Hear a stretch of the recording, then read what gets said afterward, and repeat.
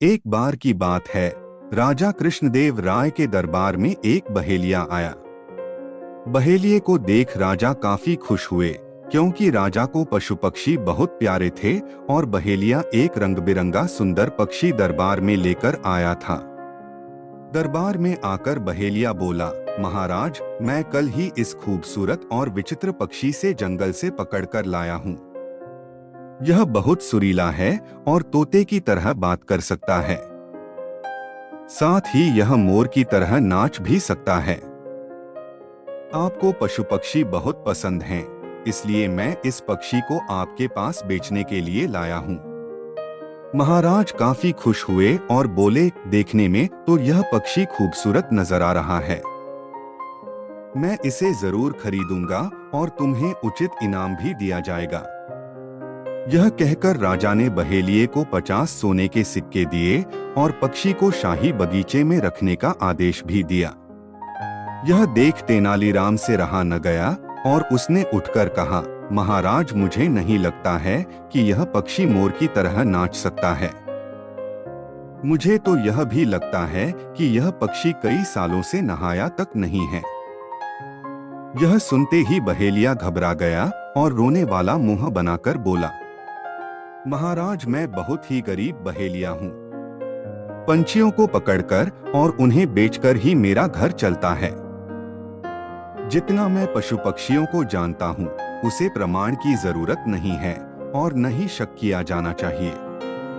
बेशक मैं गरीब हूँ, लेकिन इसका मतलब यह नहीं कि तेनालीराम जी मुझे गरीब कहेंगे।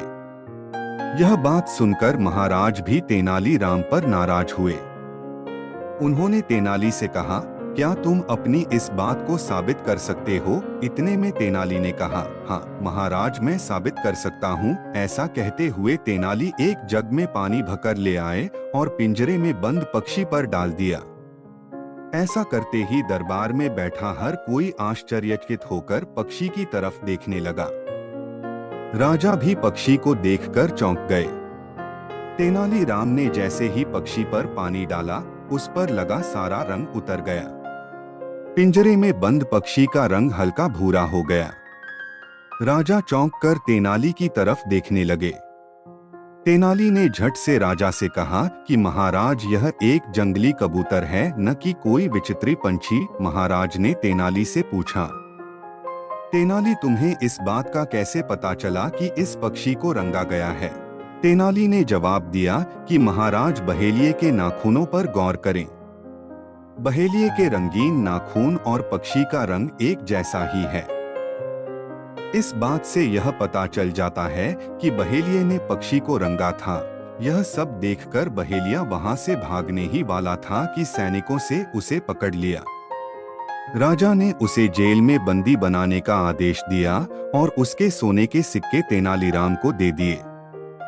कहानी से सीख, झूठ को चाहे जितना भी छिपाने की कोशिश की जाए, वो सामने आ ही जाता है।